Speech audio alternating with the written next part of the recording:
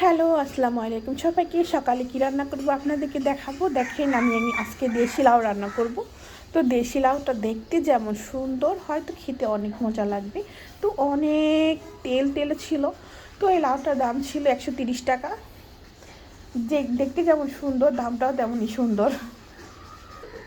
তো আমি রান্নার জন্য সব কিছু রান্না করে রেখে দিয়েছি। এখন কুটি ভাজা করে আমি রান্নাটা চড়িয়ে দিব। ভাতটা বসিয়ে দিয়েছি। আমি আরও রান্না করব আজকে।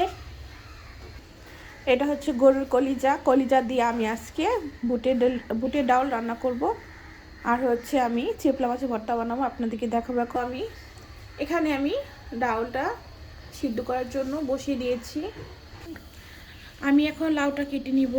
এত সুন্দর লাউ, কাটতে মন চাচ্ছে না, তো কেটে নিলাম। ও সেই করা লাউটা ছিল, যেমন দেখতে সুন্দর উপরে ততটা ভিতরেই সুন্দর। তো লাউটা আমি কেটে নিব এখন।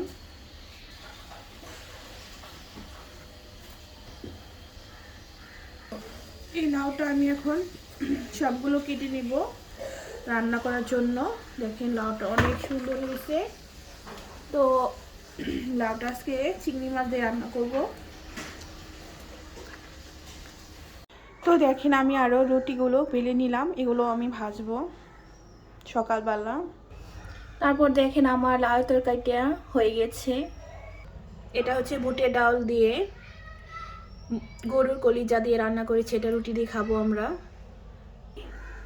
তো আরেকটা হচ্ছে স্পেশালি হচ্ছে, এটা হচ্ছে চেপলা মাছের ভর্তা, এটা দিয়ে গরম গরম ভাত অনেক মজা লাগবে। তো সকালবেলা এই রান্নাই করলাম আমি। তো আপনারা কি কি রান্না করেছেন সকালবেলা আমাদেরকে জানাবেন। আসসালামু আলাইকুম সবাইকে।